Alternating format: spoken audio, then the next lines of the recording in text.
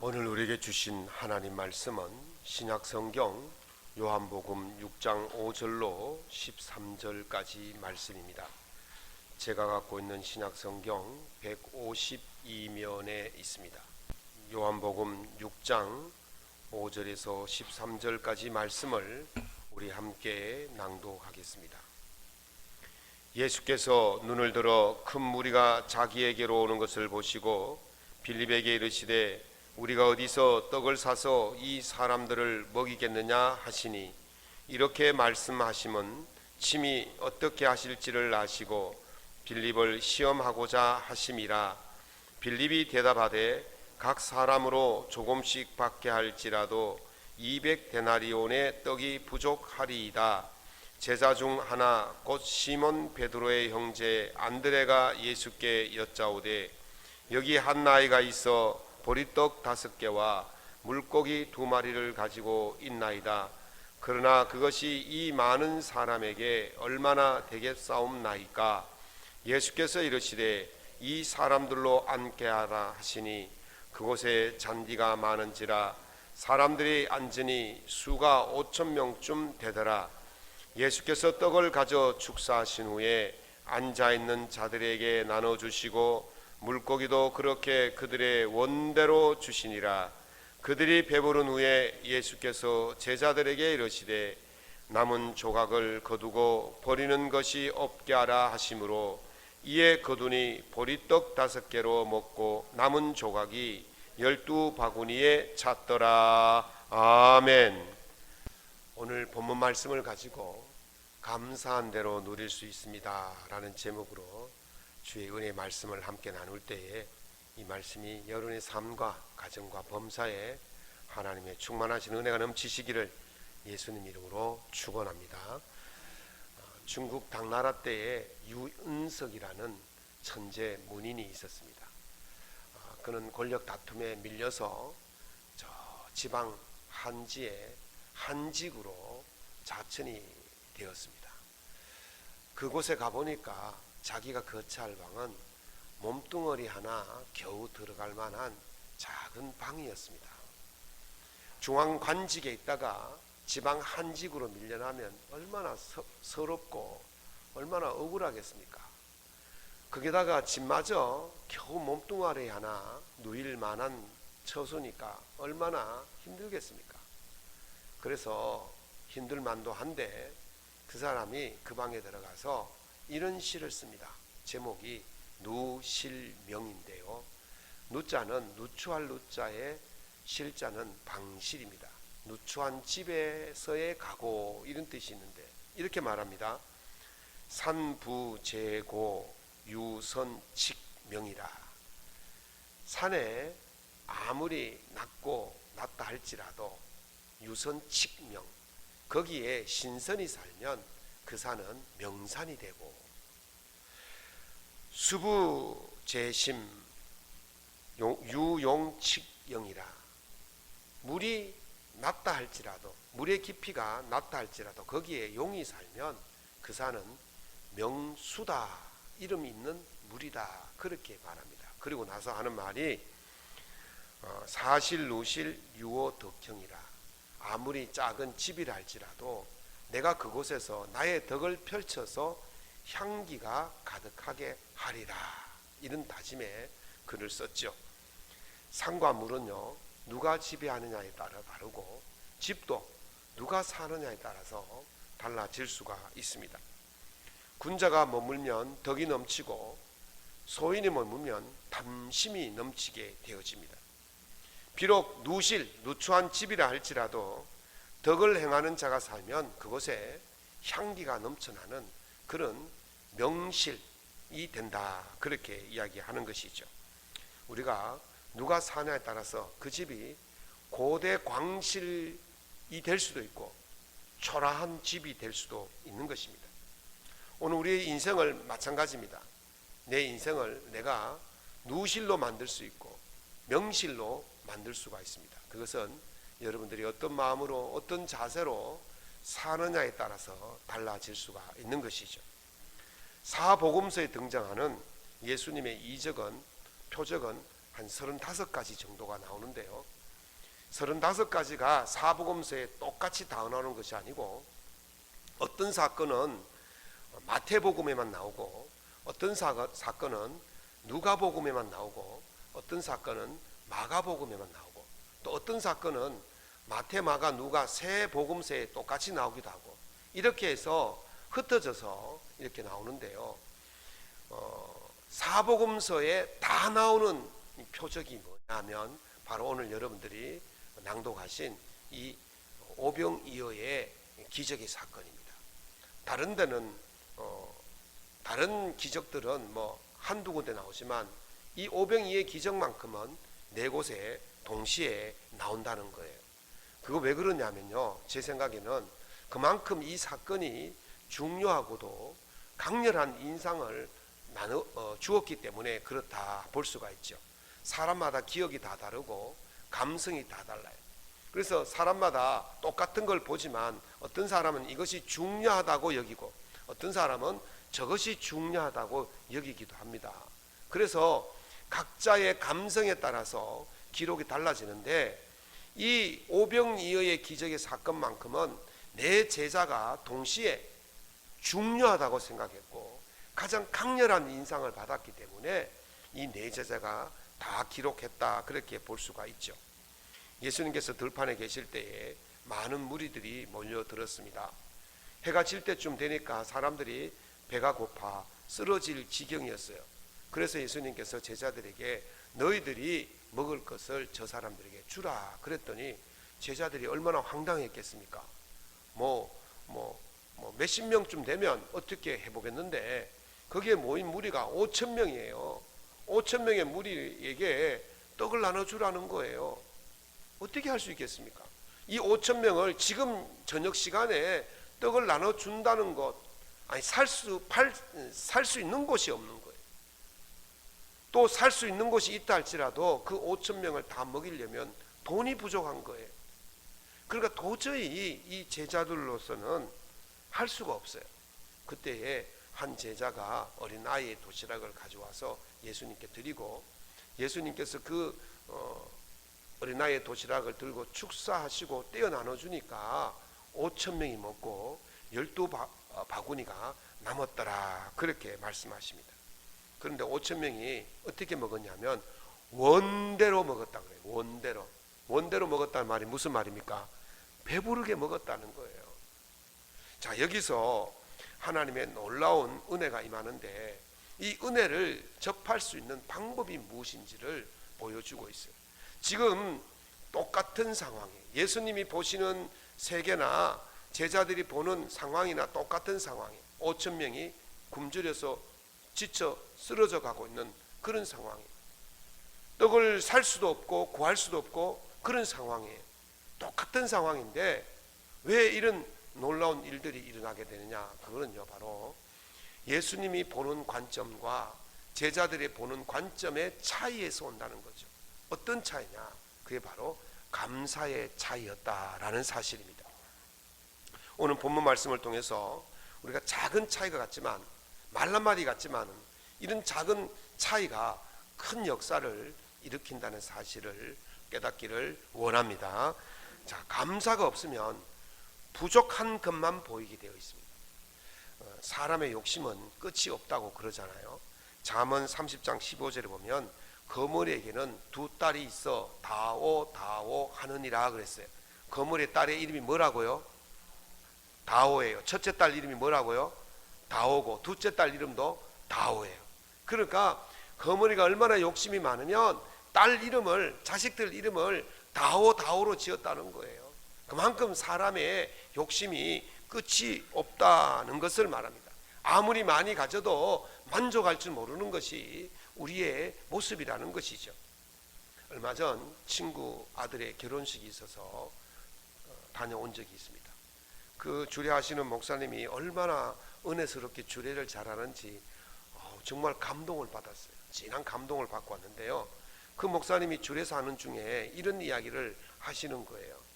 살다가 배우자가 서로 이렇게 마음이 안 맞거나 배우자가 행동이 마음에 들지 않을 때는 어떻게 하느냐? 첫 번째는 조용한 목소리로 시정을 요구하랍니다. 그렇게 하지 마세요. 이렇게 하랍니다. 그랬는데도 똑같이 또 두 번째 또 잘못을 저지르면 그때는 어떻게 하라 그래요? 중간 톤으로 그렇게 하지 마세요. 이렇게 하라. 그런데 세 번째 또 똑같은 행동을 저지르면 어떻게 하겠어요? 예? 자, 처음에는 저음, 그 다음에 중음, 그 다음에는 고음으로 해야 되나요? 그러지 말고 그냥 그러려니 하고 받아들이랍니다. 그냥 그러려니 받아들이래요. 뭐 안 되는 거 자꾸 해봐야 나중에 어떻게 되겠습니까? 싸움밖에 안 되는 거예요. 그러니까 그러려니 하라는 거예요. 발 안 씻고 자면 처음에는 발 씻으세요, 발 씻으세요. 다음에는 그냥 수건 가져와서 닦아주라는 거예요. 그냥. 그래서 그 이야기를 들으면서 야, 저 목사님 내 사는 인생하고 어떻게 똑같이 말씀하실까? 그래서 제가요 얼마나 감동을 받았는지 몰라요. 더 감동을 받았어요. 저는요 집사람이 제 아내가 밥상을 차려오면 반찬이 짜다 싱겁다 한 번도 말해본 적이 없어요. 짜면요 짠 대로 먹고 싱거우면 싱거운 대로 먹으면 됩니다. 그러다가 먹다 도저히 짜서 못 먹으면 아무 소리 하지 않고 일어나가지고 물 받아 와가지고 부어서 먹으면 됩니다. 먹다가 도저히 싱거워서 못 먹으면 아무 소리 하지 말고 가가지고 소금 들고 와서 쳐서 먹으면 됩니다. 왜 평생 자기 입맛대로 살아온 사람을 내 입맛에 맞추려고 하니까 이게 시끄럽고 곤란하고 짜증나고 싸우고 그렇게 되는 거예요. 그냥 그 사람의 입맛은 그 사람 입맛대로 가고 나는 내 입맛대로 가면 되는 거예요. 그냥 받아들이면 큰 문제 없이 사라지는 거예요. 정말 중요한 게 뭡니까? 반찬이 짜고 맵고 싱겁고 그게 중요한 게 아니잖아요. 정말 귀중한 게 뭡니까? 반찬에 맛있고 없고 그게 중요한 게 아니지 않습니까? 내 옆에 함께 있다는 거, 같이 살아준다는 거, 그게 중요하고 귀하고 감사한 일 아니겠습니까? 우리는 그런 중요하고 귀한 것 내버려두고 작은 것 하나 거기에 만족하지 못해서 불평하고 불만하고 그러다 보니까 정말 귀한 것을 놓쳐버리게 되는 거예요. 정말 귀한 것에 감사하지 못하게 되는 것입니다. 단풍이 무르익어가는 10월입니다. 10월이 되면 여러분들은 어떤 노래가 생각나십니까? 저는요 제가 며칠 전에 집사람하고 차를 타고 가면서 제가 노래를 하나 불러줬어요. 그런 제목이 뭐냐면 10월의 어느 멋진 날이라는 김동규 씨가 부르는 노래가 있어요. 제가 한번 불러보겠습니다. 눈을 뜨기 힘든 가을보다 높은 저 하늘이 기분 좋아. 휴일 아침이면 나를 깨운 전하, 오늘은 어디서 뭘 할까? 창밖에 앉은 바람 한 점에도 사랑은 가득한걸. 널 만난 세상 더는 소원 없어. 바램은 죄가 될 테니까. 후렴입니다. 살아가는 이유, 꿈을 꾸는 이유 모두가 너라는 걸. 네가 있는 세상 살아가는 동안 더 좋은 것은 없을 거야. 10월의 멋진 어느 날에. 여기가 중요한 가사의 내용이 있어요. 뭐가 있습니까? 널 만난 세상 더는 소원 없어. 바램은 뭐가 돼요? 죄가 되는 거예요. 이 사람 자체로 감사한 거예요. 이 사람 자체로 은혜로운 거예요. 거기다 덜 뭘 바라면 그건 죄라는 거예요. 이미 내 옆에 소중한 사람이 있다는 거, 내 부모가 있고 내 자녀가 있다는 거, 그거 하나만 해도 너무 감사한 일인데 거기다가 딱 자꾸 뭘 바라면 결국 죄가 된다는 것입니다. 감사가 없으면요 우리 눈에 그렇게 보이는 거예요. 감사가 없으면요 그 사람의 좋은 점이 안 보이고 그 부족한 것이 보이는 거예요. 감사가 없으면요 계속 없는 것만 찾게 되는 겁니다. 그것만 눈에 들어와요. 그것이 죄라는 거예요. 하나님께서 아담과 하와에게 정말 완벽한 동산을 주셨지 않습니까? 최상의 조건으로 에덴 동산을 주셨어요. 그래서 우리는 그것을 무엇이라 부릅니까? 낙원이라고 부르지 않습니까? 그런데 그렇게 최상의 조건, 최상의 완벽한 곳에서 살고 있는데 사탄이 찾아와서 아담과 하와에게 말하죠. 저 선악을 알게 하는 나무를 먹으면, 열매를 먹으면 네 눈이 밝아져서 하나님처럼 될 거야. 그랬더니 하와가 그 나무를 보니까 어떻게 했습니까? 보암직도 하고 먹음직도 하고 지혜롭게 할 만큼 탐스럽게 보이더라 그랬어요. 이제까지 부족한 것이 없이 살았는데 야, 네 지혜가 부족해 라고 그 한마디에 전부가 다 주셨는데 그거는 감사하지 않고 그 모자라는 그 하나에 눈이 꽂힌 거예요. 결국 그것을 먹고 나서 어떻게 됐습니까? 전부를 잃어버리게 된 것입니다. 감사하지 못하면 한 개의 목숨을 거는 거예요. 99개를 주셨는데 그 99개에 감사하지 못하면 한 개에 불만족하고 거기에 불만족하면 인생의 전부를 잃어버릴 수밖에 없다는 것입니다.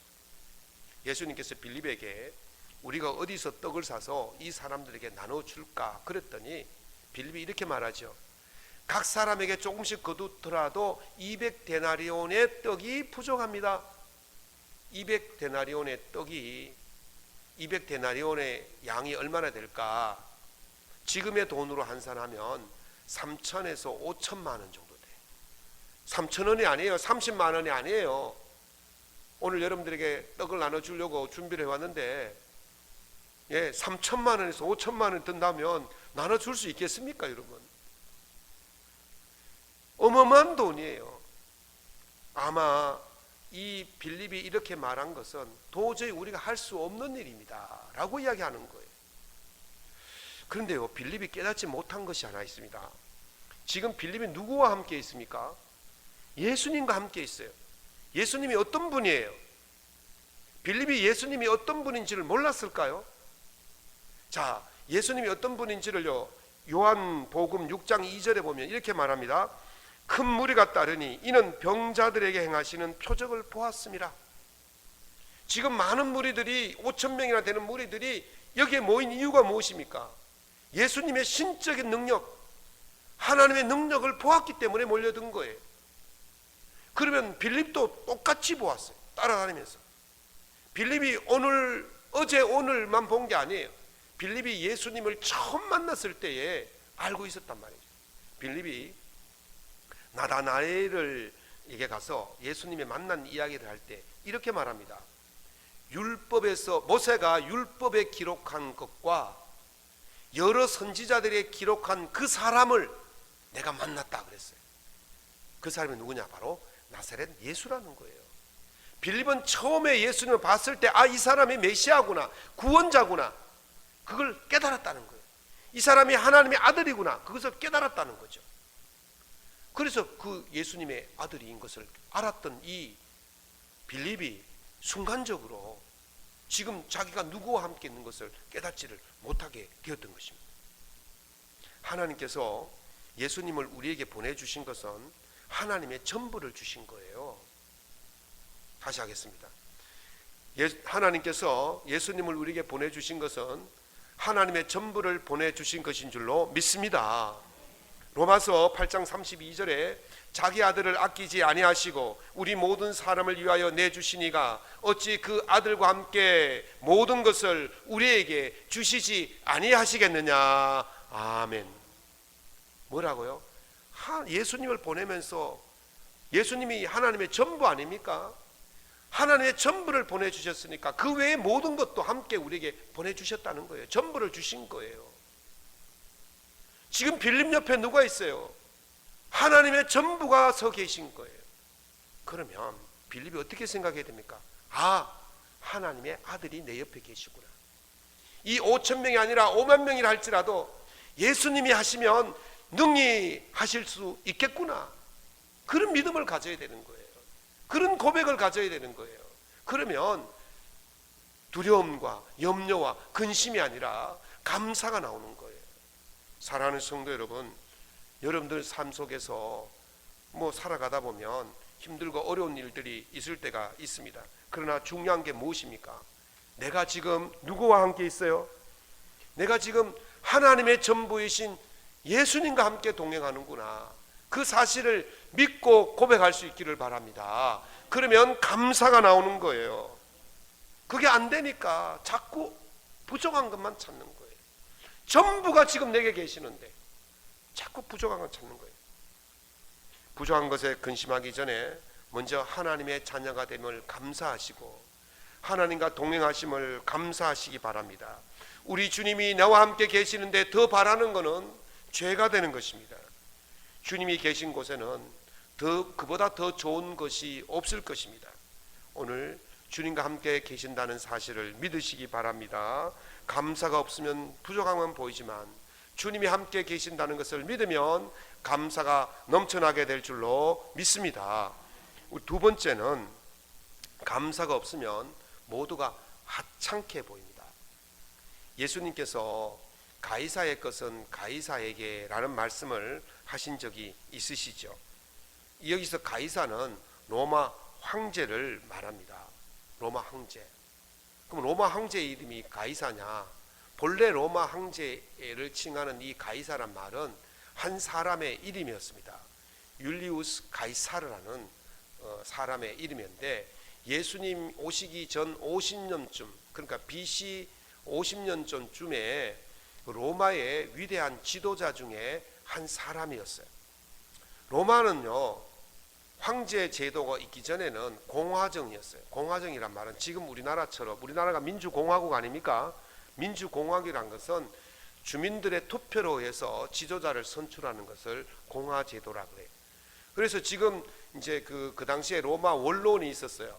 로마 원로원에서 대표자를 뽑습니다. 나라를 다스릴 3명을 뽑는데 그걸 이제 3명을 뽑았다 해서 삼두라 그래요. 석삼자에 머리두자. 삼두 정치를 했었죠. 그 중에 가장 뛰어난 사람이 누구냐면 바로 율리우스 가이사르예요. 이 사람이 얼마나 뛰어났는지 전쟁에 나가면 이기고 또 백성들에게 얼마나 헌신했는지 많이 베풀고 나눠주고, 그래서 이 사람의 인기가 하늘 높은 줄 모르고 올라갔어요. 공화정 제도에서 한 사람이 그렇게 돋보이게 되어지면 이제 그 원로원 귀족들은요 두려움을 느껴요. 어떤 두려움일까요? 저 사람이 황제가 되면 어떻게 되나? 황제가 되면 이제 자기들의 기득권이 다 사라지거든요. 그래서 황제가 되는 것을 염려해서 그 사람을 암살하려고 했어요. 그래서 암살을 하는데 원로원에서 암살을 합니다. 그때 자기가 가장 율리우스 가이사르가 가장 아끼는 부하 중에 한 사람이 브루투스인데 이 브루투스가 그 암살에 가담해서 율리우스 가이사르를 칼로 찌릅니다. 그래서 나온 유명한 말이 있죠. 브루투스 넘어져도. 지금 브루투스가 어디가 있을까요? 그 단테의 신곡에 보면 지옥이 9층 지옥이 나옵니다. 그 중에서도 가장 괴로움을 많이 당하는 지옥이 저 9층 지옥인데 9번째 지하 지옥인데 거기에는 이름이 배신자의 지옥입니다. 배신자들이 들어간 지옥이 바로 그 지하 9층에 있는 지옥인데 지금 브루투스가 거기에 갔다고 단테가 그렇게 글을 썼어요. 어찌되었든 그렇게 브루투스에게 이 사람이 죽고 맙니다.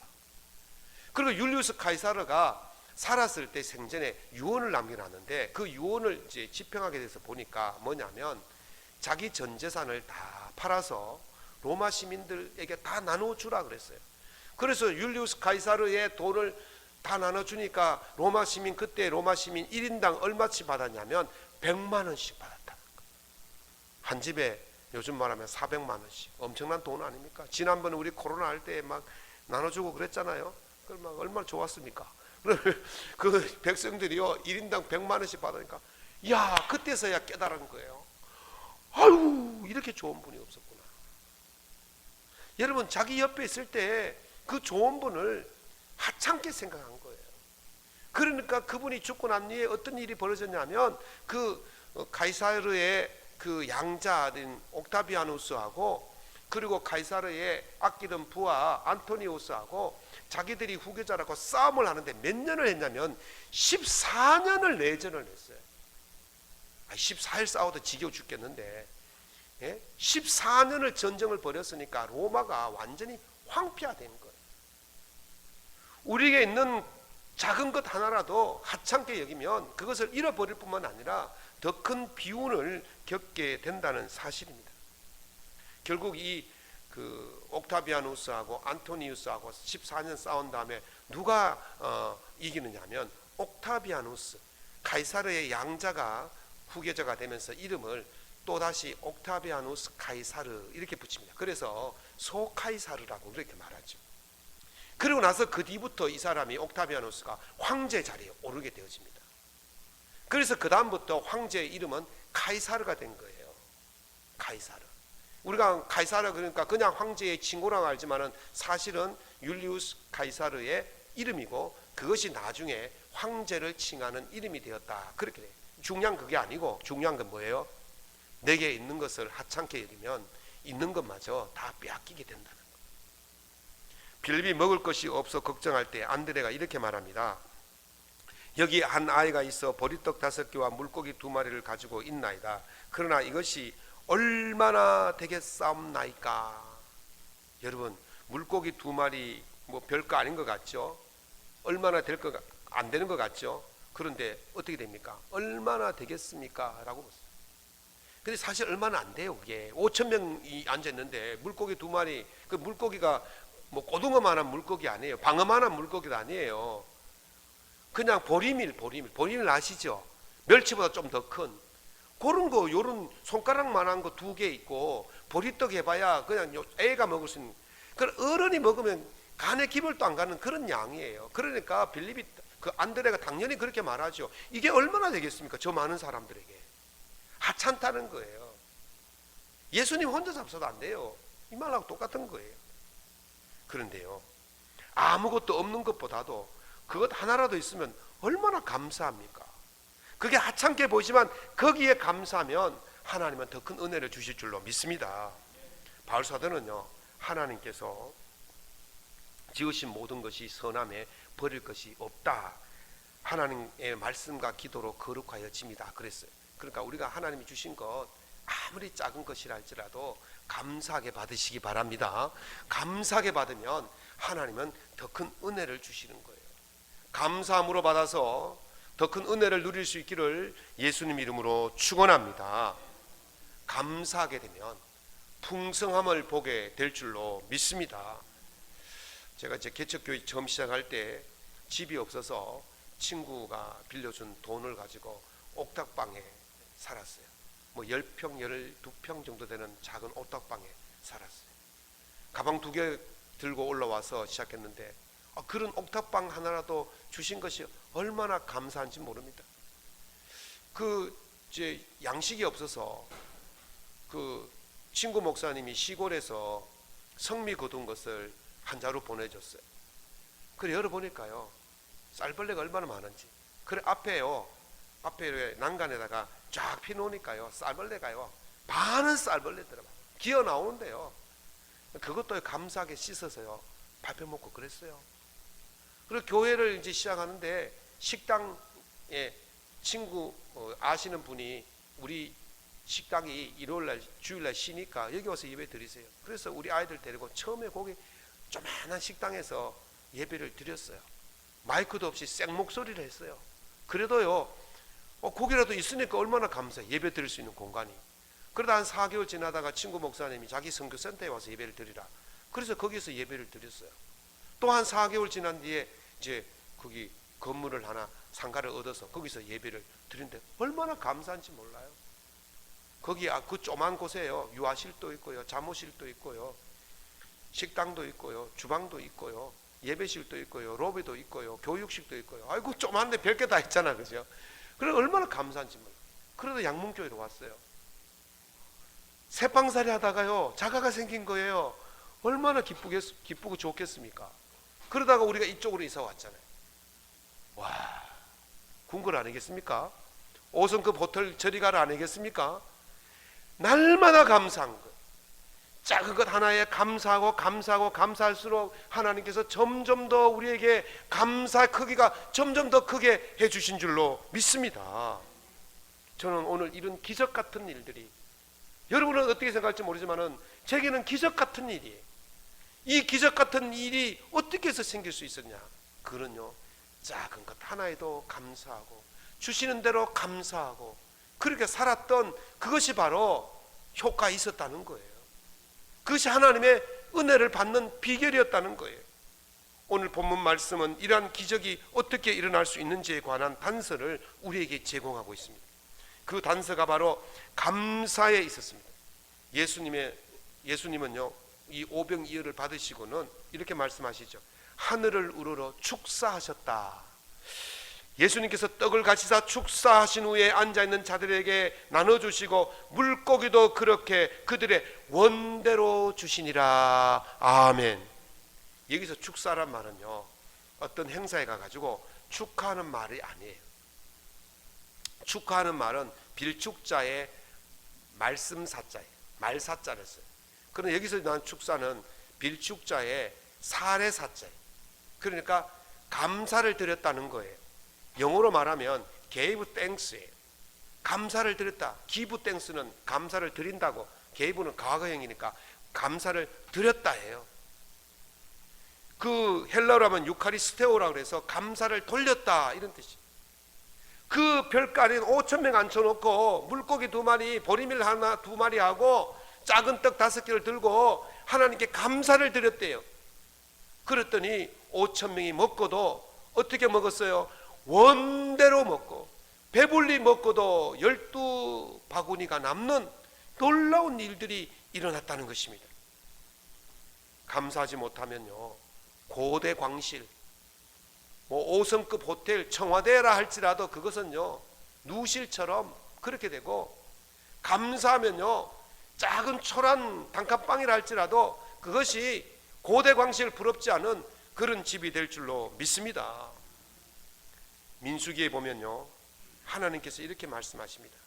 너희 말이 내 귀에 들린 대로 내가 행하리라. 굉장히 중요한 말입니다. 여러분들이 하는 말대로 하나님이 해주신다는 거예요. 불평하면 그 사람의 인생에 불평한 일만 남게 되어지고, 불평하면 그 사람의 인생에 불평한 일만 생기게 되는 거예요. 그러나 감사하면 하나님께서 그 입에 나오는 말처럼 감사할 일만 생기게 해 주실 줄로 믿습니다.